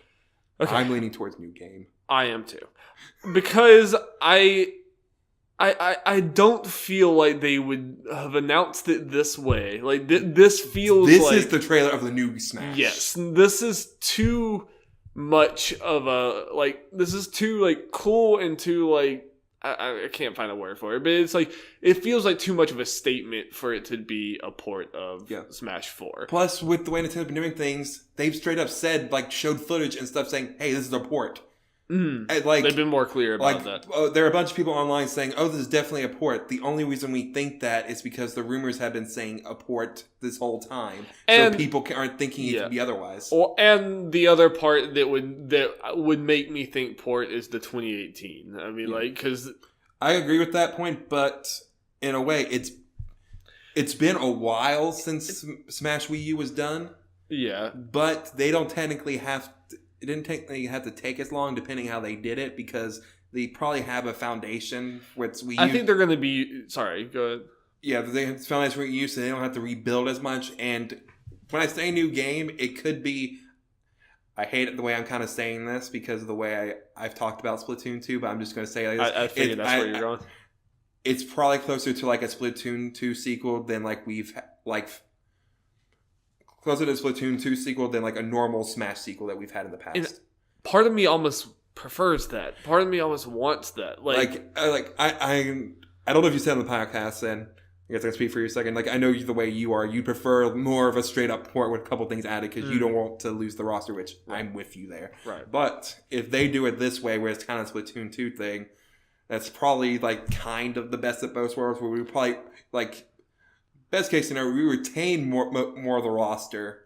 Yeah. And we still get a good chunk of new stuff. Yeah, that's what I think, like, the question of port or new game, I feel like it could be, like, kind of both.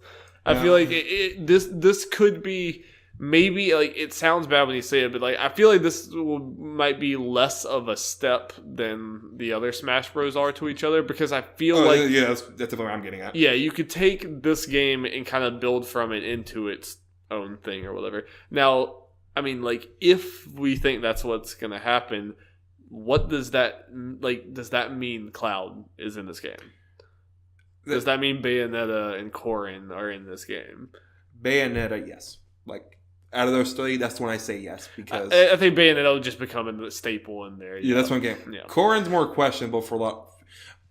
Most Fire Emblem characters beside Marth are questionable, in my mind, at this point. Because you could just get new ones, too. Yeah, and the whole thing, if they're going to be cuts in this, which I think they're going to be, unless it's on the...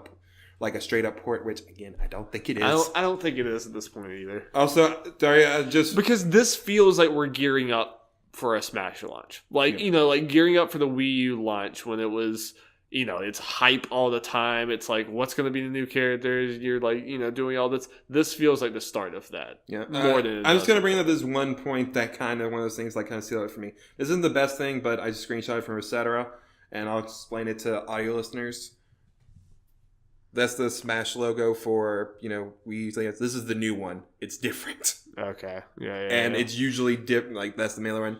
So, yeah. What I showed Darby was a picture from a screenshot for Shadow I took showing the Smash logo for Melee, 3DS, Wii U, and the new one they showed. And they're different, which usually makes me think. If it was a port, you think they might use the same one. Yeah. Again, if this was a port, and it still could be, and they're tricking us, which would lead to a whole bunch of other problems and riots and everything. But everything's leading to this being a new game, even if it's only like a Splatoon 2 sequel. Yeah. Or people think that is. Then, a port, the only reason people are thinking that is because, again, the rumors have been saying it's a port forever. Like with Splatoon 2, at that point, people couldn't accept it was a sequel. And not like taking everything from Splatoon 1. And the time in between the games and, like you said, the 2018 date. Yeah. Which I think makes sense, but I think we have more evidence for new game. And so when did Smash Wii U come out? 2014. That is if they've been working on this in some capacity since then. Obviously, they did DLC characters for a long time. That stopped in 2016. Afterwards. So yeah, and I doubt that they could have been working on this game while they were working on those characters. And even if they and I'm just going to do this so we get like all the main news out there. Sakurai confirmed on Twitter he's working on this game, and that's another thing. That if this was a port, I don't know if that would be. Yeah, and he's been working on this for a while, all that kind of stuff, and just saying wait till you see more of the game or whatever when it comes out, and that kind of stuff. Yeah, like again, everything but those little things people are kind of picking, apart leads to this being a sequel. Yeah, new game. I would be at this point. I'd be kind of surprised if it's a port. At this point, I might be disappointed if it's a port. I don't I'm in such a weird spot because I'm kind of there with you, but at the same time, because the just annoying thing to me is if this is a new Smash and it doesn't retain every single character that was in that Wii U game, we can't put that Wii U game away. Yeah, because I'm not if there's a Smash with Cloud in it, I'm going to be playing that Smash with Cloud in it in some capacity till the day I die. I'm not going to just sunset that game. And that's the problem here is that Smash Wii U was so damn good that it's just like we're good. There's gonna be sacrifices, and it's fine or whatever. I'll just have to play both. But I would have I would wish we could start with the Wii U Smash and just build from there. I agree, and unfortunately, as much as people think, getting rid of clones isn't going to fix the problem. That doesn't change much of anything. No, yeah. It's like let's get rid of the clones, and everything will be fine. It's not how it works. Also. Again, going back to the whole people not being fun, I've seen too much of let's take a lot of people out of the roster, like putting down like 25 or 35 characters max, including new characters. No. I'm like, what is wrong with you? That's getting rid of over half the roster. No. Honestly, like Smash Bros. Feels like something that shouldn't exist. Because for how many different characters there are and from different places and everything, and for it to still be as balanced as it is, and it has clones, but for the most part, it doesn't have as many clones as it could. It's kind of crazy how big the roster is and how many different movesets there are in there. And that's what I feel like. There might be a substantial number of cuts because of making the new game is going to be difficult. I imagine they'll probably still use the same engine from Wii U.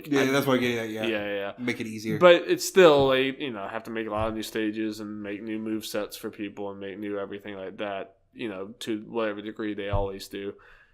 There's going to be cuts just because you can't make that many. Yeah. And, who knows, Cloud might have even been on, they had to get rights for just that one game. Cloud, for example, just because that's what I want the most. But Cloud and Ryu and all these, they might not even be able to put them in this game unless they negotiate something else. They would have to, and people or some of the companies more likely to do it than others. But for the most part, Nintendo seems to have a pretty good relationship with the main ones, Sega, Capcom. Bandai Namco, and they have a Sega. lot more pull now since the Switch is selling like crazy. Yeah. So, yeah, we're just gonna have to see how that goes. But we started this time out Breath of the Wild Link, so let's go back there. Okay, let's do it. Okay, this is what I'm thinking, Darby. I'm thinking potentially, especially as a new game, they're replacing regular Link with this, with a new moveset. I wasn't thinking that. Now, before you're thinking, okay, that's cutting a character, we have Toon Link for that moveset. That is true. So Toon Link would be his own character at that point, but we technically get a new character in Breath of the Wild Link, which is iconic at this point. Yeah, I could see them. I wonder if they do you think if they do that, do you think that they would completely change Link's moveset to all different references from Breath of the Wild? Or do you think they would just incorporate some things? Do you think Switch would switch? Do you think Link would be a different character, a completely different? I think it'd be some stuff to this thing, like maybe basic sword stuff. But I kind of feel like they. I don't know. I kind of feel like Link is such a staple they won't do that even with Toon Link there, just because. I don't know. I could see it being either way. I mean, I would see them more maybe adding things in, but some things will stay. Now here's the thing, and this is me just kind of grabbing at straws a little bit. But in that, scene where it shows him, it predominantly shows his bow on his back, right? Where that's not the case for regular Link. Okay, that's something. yeah. Was he? This is random aside. Was he? Was Link in the silhouette in the back at all? Yeah. Okay. Him and Mario were in the middle-ish. Did he look like normal Link there? No. Was he Breath of the Wild Link? I mean, it was the same Link we saw. Okay, I was just seeing.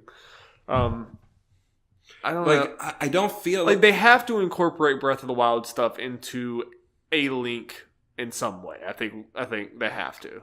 Yeah, I feel like if they show Breath of the Wild Link there, I feel like they wouldn't have done that if that wasn't the predominant Link we're getting now. Yeah. That'd be weird if that was just for for the reveal thing and that kind of hype thing. If that was just an alt costume. Right. With the way they showed it.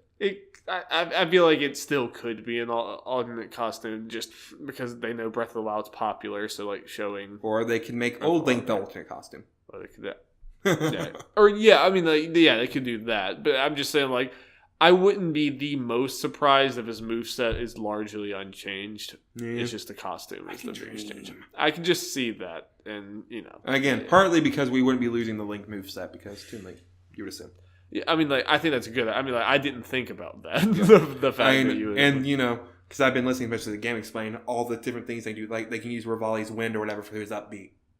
Oh yeah. That's the easy thing. And crap, you can do And for instead of the regular bombs, you can use the rune bombs or whatever, and you can detonate them yourselves instead of. And you could potentially do the square one to sit still and a circle one that you could roll. Yeah, and you could leave them there and then go, and you can be fighting and then detonate them there. And it's instead of the grab for the hook shot, that's one negative or one thing that could add if they're trying to be representative of Breath of the Wild Link. He doesn't have the hook shot in the game at all. They use magnesis for the grab. It does not make sense because not everyone's made of metal, but still. Whatever. Lots of things don't make sense. So they can make a moveset out of just Breath of the Wild stuff. There's a lot of stuff to do there. Now here's also an interesting thing Gan Explained brought up. If they did do Breath of the Wild Link as the primary Link, would they change Zelda to Breath of the Wild Zelda? I hope. I hope she at least gets some sort of costume too, just because I like her design. I feel like she definitely would. And then that also leaves the whole thing. What would they do with Sheik and Ganondorf? As far as look wise, they keep them the same. I would imagine keeping them the same. Yeah. But they did. This would be a more extreme example. They did change Sheik to her Twilight Princess design to keep with the same design as the other ones. They did that for Ganondorf too, right? Ganondorf looked like Twilight Princess. Yeah. And yeah. So, also, I want Ganondorf. I was thinking in Breath of the Wild, was Ganondorf ever normal? No. Okay. It technically wasn't Ganon, it was Ganon. Yeah, he was always mythical, weird stuff. Yeah. Also, for Ganondorf, I want Power Warriors Ganondorf, damn it. With the luscious hair. Or at least that moveset with the giant sword and all the demon moves. Yeah. Now, Captain Fine Clone. Now, I guess also, again, we're going all over the place. I love this. Yeah. I love this so much. we've talked about this during when the last Smash was announced, and we were wrong about them going to bottom of the barrel as far as character choices. Right. Like, we were wrong. Right. And Yeah. we're willing to admit that. Yes. But it is getting to the point where, as far as first party goes, how much can they really choose? Mm-hmm. I guess without going to deeper cuts from franchise, as far as like really new characters. Right. Now, what can make things more interesting is, having less new characters overall, but like we were just talking about Breath of the Wild Link, revamping veterans. Because one complaint has always been like the ones from the original games have not really changed at all. Right. Except for the Flood, Mario has had the same movesets since 64. Yeah. And obviously the Final Smash. Yeah. And obviously that type of thing is a delicate line of these guys never change to like, you changed, like at some point there's always going to be some people that like they know this moveset's sacred, don't touch it, and other people that are bored by it or whatever, and you have to strike some balance between the two. But you saw like Kirby, like, correct me if I'm wrong, but I feel like Kirby's changed a decent amount. Like he's gotten, did he always have the hammer and the stuff like that? I think so. I thought the hammer was new. Maybe I'm wrong. If it wasn't at least in 64, it's been there for a while. Okay. All right. Maybe I'm wrong.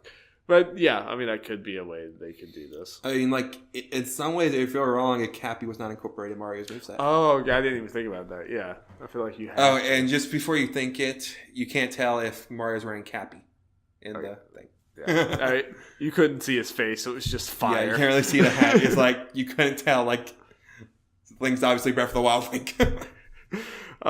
Yeah, this is weird, because it's like, I want Breath of the Wild and the Odyssey stuff, but like, I doubt they would be like, it would be weird if, for both of them, they're like, here's Link, and here's Breath of the Wild Link, and here's Mario, and here's Mario Odyssey Link. That's why they revamp them. I mean, here's the thing. You don't have to do as much for Mario for that to work. Just do a move or two and incorporate Cappy. Yeah. I think that's a safe bet that Mario will have a Cappy move, at least. Now, Darby, New Donk City stage. Is it happening? Oh, absolutely. You have to. You have to do that. If not, like, I mean, like, if even, like, multiple, it could be a stage that goes to multiple different Mario Odyssey levels, but at least New Donk. It's something Game Explain talking about. I'm going to be referencing them a lot because obviously they went all in this. Oh, yeah. They are the authority. It. Yeah. They were talking about have this stage being the Odyssey.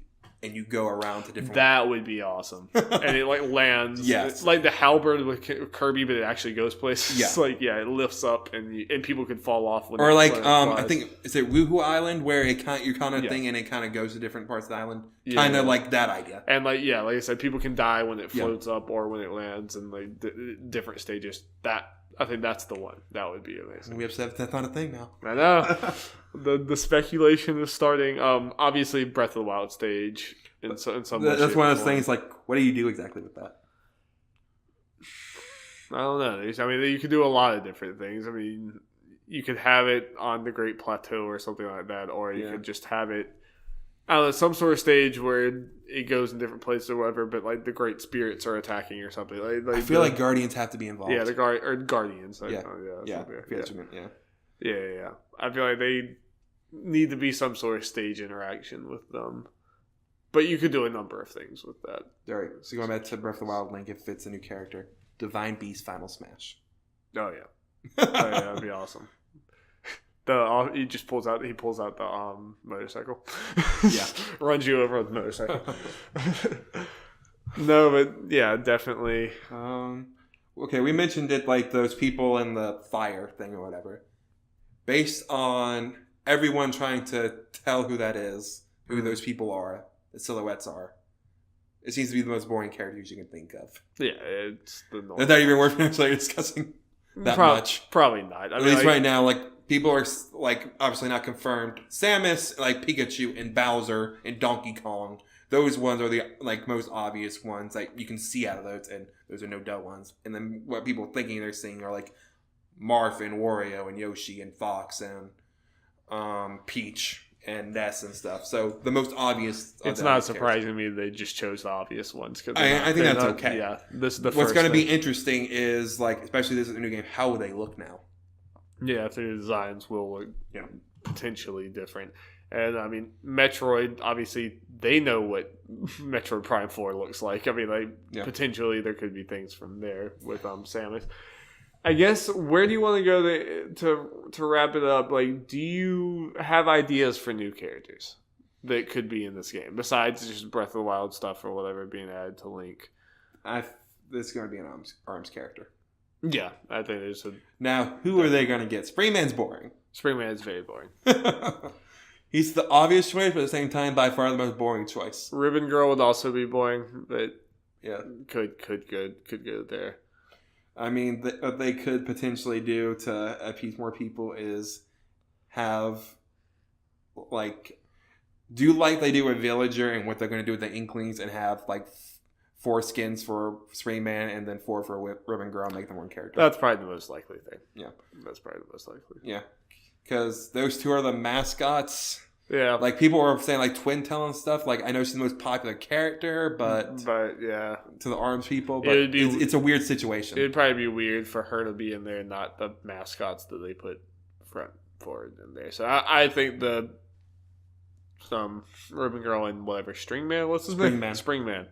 I think that's probably the most likely. I think their character design is a more boring thing, especially compared to the people in the game, but the moveset could be cool. Yeah. Will probably be cool. Yeah. A lot they can do with that.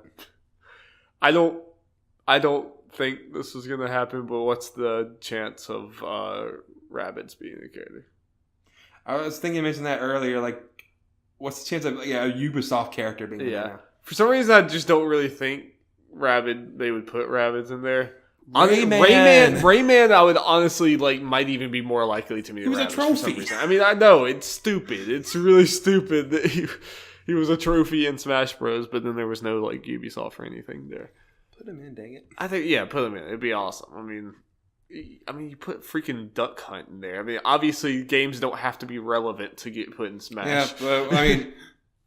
Again, I hear you, but at least the difference is Duck Hunt's Nintendo. Yes, I know, but I'm just yeah. There'll probably be a newer Pokemon in there, especially with probably. Maybe I don't have any. Decidueye, the Owl Archer dude. Yeah. Or a Gen 8 Pokemon, depending how that's going. Like when we got Greninja. How about a Donald Trump Pokemon? Maybe. Final Smash is a wall. Be great, but it doesn't do anything. Yeah. I don't know.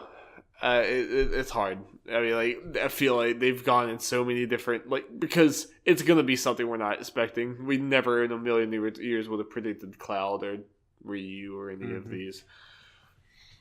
So it's probably something we can't see right now. What they got an Atlas character? That would be cool. Because obviously Shin Megami Tensei games are been on Nintendo consoles, and some Persona games have spin-offs, but the main Shin Megami Tensei games have been on Nintendo lately. That would be, I mean, heck, Bayonetta got in there. I mean, just style-wise, I mean, it could definitely. All right, what are just the crazy predictions? What is the chance that Crash could get in People keep on bringing that up. It's not owned by Sony. Sony had that deal or whatever, but Activision can pretty much do what it wants with Crash. I agree, but it's one of those things. It's I know Bayonetta stands out as far as the third party goes, but Crash would really stand out. At least Bayonetta never had ties to Nintendo at this point. I mean, Crash is going to be on a Nintendo. Crash games are going to be on a Nintendo platform. Yeah, but Crash is a mascot that's very popular to people. I mean.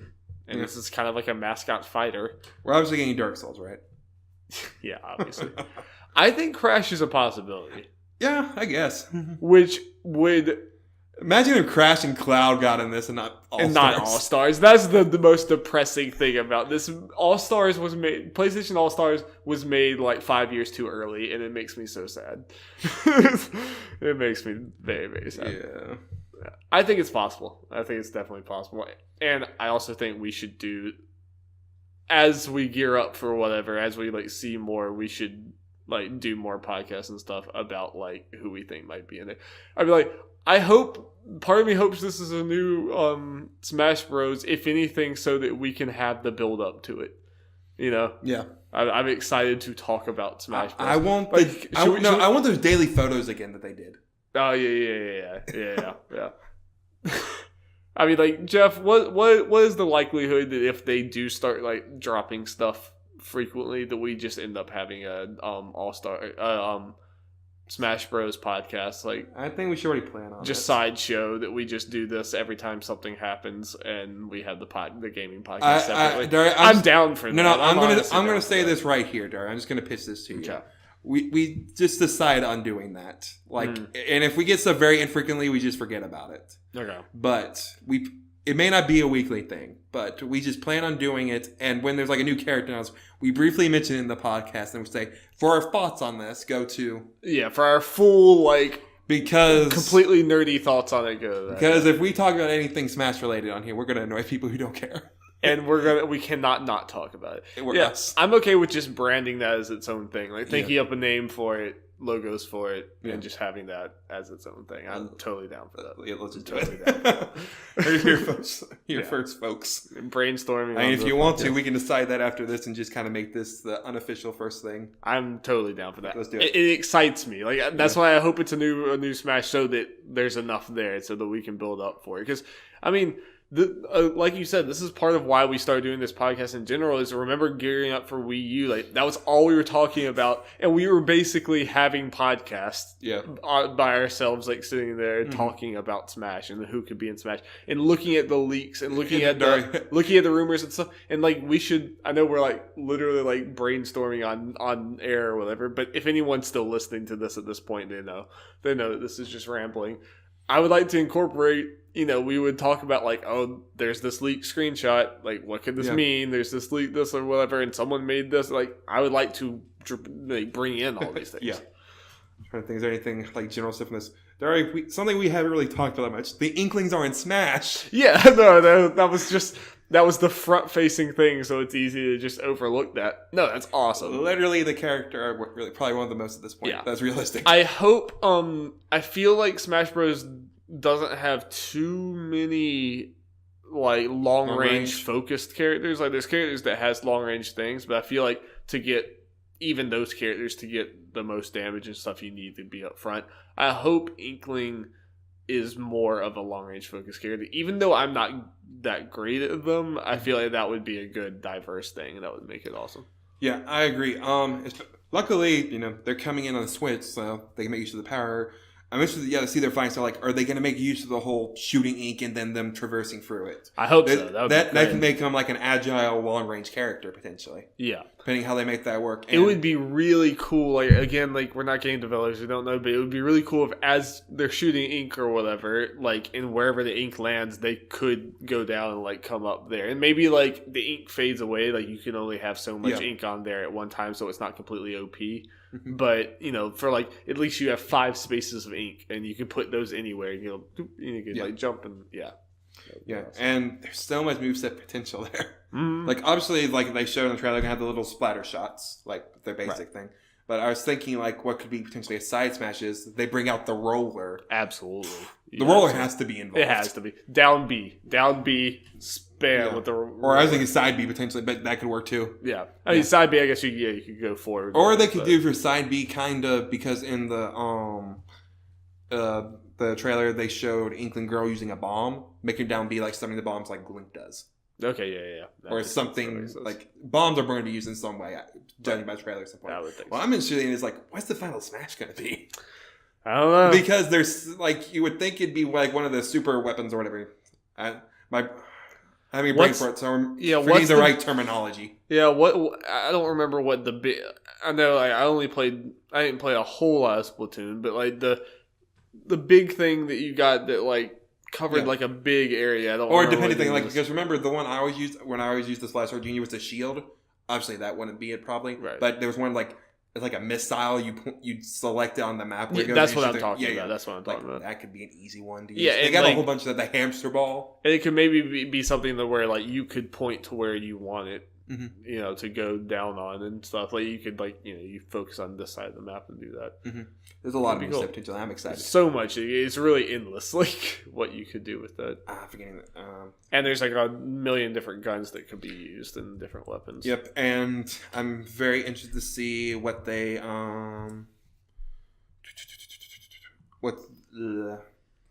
I guess seeing the designs they decide to go with it, because that's an easy thing for the costumes, just different clothing and the different skin tones, different colored inks. Boy, girl. Yeah, obviously it's going to be a Wii Fit trainer villager situation. Darby, I'm having a lot of brain farts. What's the Goron from Breath of the Wild's name? Daruk. Oh, yeah, Daruk, yeah. Sorry, I know this is really off topic. Daruk's protection, right? No, that's what I was thinking. Like, Game Explainer talking about, like, his shield, like, for Smash Shield, instead of the regular shield, it's Daruk's protection. That would be cool, yeah. There's so much thing to do. I love that. I thought you were still talking about Splatoon. And then we're jumping all over. Yeah. No, it's all good. Jeff, we probably need to get out of here. Okay. I know we could do this forever. No, just one more thing real quick. Final. Then I feel like we've talked about before, that's going to be happening. Ice climbers are coming back. It has to. There's no excuse anymore. There's no excuse. People miss them. I think Sakurai missed them too. Yeah. No excuses. Don't have to worry about the dumb 3DS that apparently can't take ice climbers, which I'm still not convinced that couldn't have happened there too. But I know the reason. It also could have been potentially the Wii U, because having 8. Like if it was 8 players, they were all ice climbers. Having 16. Yeah. Okay, there's one more thing. Something that has to happen. We talked about this a lot. The whole different lives being different characters. That has to happen. Yeah, explain in case people don't. Okay, so for people who may not know, if they played Smash Wii U, there's a Motel Smash Tour, which is a little board game thing, which overall wasn't that great. No. But in the final match, throughout the board game, you collect characters, but in the final match, you have the amount of stock from many characters you collect, and each stock's a different character. So naturally, we thought, why isn't this just a regular mode? Yeah, it should have been. Yeah, I think everyone thinks that they should make that. I can potentially see the reason being that, if I remember right, and Derek, correct me if I'm wrong, the only stage they did that on was Battlefield. Sounds right. It might have been a problem if they did it on other stages, because they had to kind of load in. I think I heard load into the game every single character, make it different. Maybe the Switch could handle that more. Maybe. I'd be fine if you did that. You limit the amount of stocks even more. Yeah, and even if it was you can only play on these maps when you do this, it's still. Even if it's 8-player Smash and it fades out maps, if you did it, I'd be okay with that. It fades out what now? When we do 8-player Smash, it takes away some of the maps you can choose. You can only choose them. Yeah. Pretty much what you're saying, yeah. If they did that for that, I'd be okay with it. That's fine. As long as whatever it takes to make it work is because it's such a cool idea. Such a cool thing to do. Yep. And hopefully there's a cool single-player map. Well, you will hear so much more. God, now that we're here, you will hear so much more about us talking about Smash. You probably will be annoyed. There's no hype like Smash hype. There is no hype like Smash hype. This is kind of honestly why me and Jeff are this into video games and why we wanted to do these podcasts. So indeed, I'm so excited. Yes, we made it, Jeff. We did it. Now let's think about that whole Smash podcast. No, yeah, I'm down to brainstorm that after right here. So thank you guys so much for listening. Make sure you go check out our Black Panther Spoilercast that we just put up. We have a spoiler-free section at the beginning, so if you haven't seen the movie, definitely at least watch that first little part of it, and then go see the movie because it's good. Yeah, and it's a little older, but we have our most recent Let's Play is Super Hot VR, where Darby's playing. I become 007. Yes, and that's a good game. Very, very, very good. So check that out. And check out our other Let's Plays if you have not seen them. I think we have a playlist on YouTube, so go check that out. We might be recording more after this. Maybe. We'll see. Yeah. It's kind of late, but I'm fine with it. All right. Bye. Bye.